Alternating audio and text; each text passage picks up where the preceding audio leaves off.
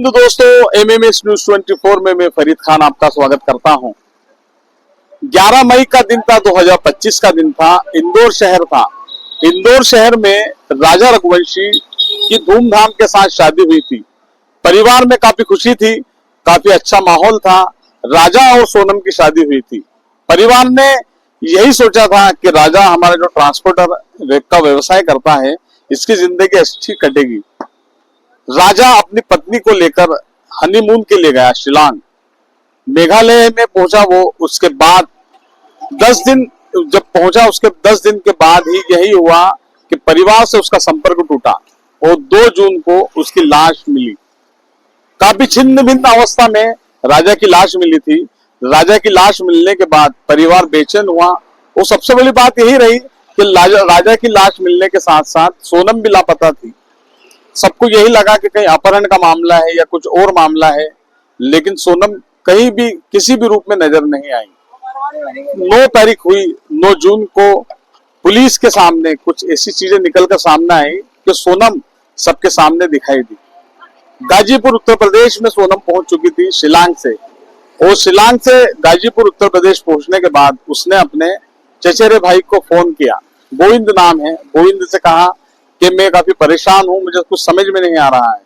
मतलब 17 दिन के बाद सोनम परिवार के टच में आई और संपर्क में आने के बाद उसने ये बताया कि वो काफी बेचैन है, सही वक्त पे सो भी नहीं पाई थी। गोविंद ने ये बात की सूचना पुलिस को दी, जिसके बाद पुलिस सोनम तक पहुंची और पूरे मामले का धीरे धीरे खुलासा होने लगा।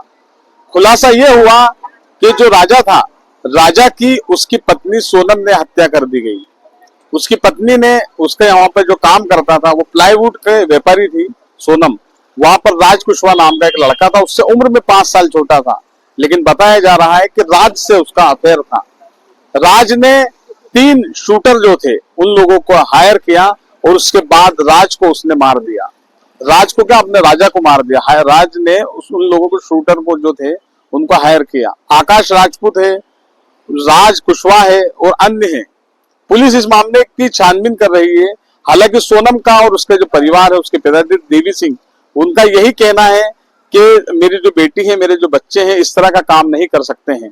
लेकिन सच्चाई जो निकल कर आ रही है धीरे धीरे, सबसे बड़ी बात यह है कि इस मामले का जो खुलासा हुआ है, इस मामले का खुलासा मेघालय के उप मुख्यमंत्री ने किया है, डीजीपी ने किया है। क्योंकि पूरे देश में राजा की हत्या को लेकर चर्चा बन गई थी कि आखिर मामला क्या है।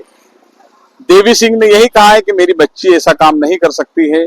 वहीं दूसरी ओर जो राजा की मां है, उन्होंने यही कहा कि अगर सोनम ने इस तरह की हरकत की है तो उसे सख्त से सख्त सजा दी जाए। मामले की जांच पड़ताल चल रही है। देश भर की मीडिया में ये बात चल रही है कि एक पत्नी ने अपने पति को, जो नई नवीला दुल्हन थी, अभी 1 महीना भी उस शादी को नहीं हुआ है, 11 जून को उस शादी को पूरा 1 महीना होगा, लेकिन उसके पहले ही सोनम ने अगर इस तरह की हरकत को अंजाम दिया है तो वो सजा की पूरी तरह से हकदार है। नमस्कार।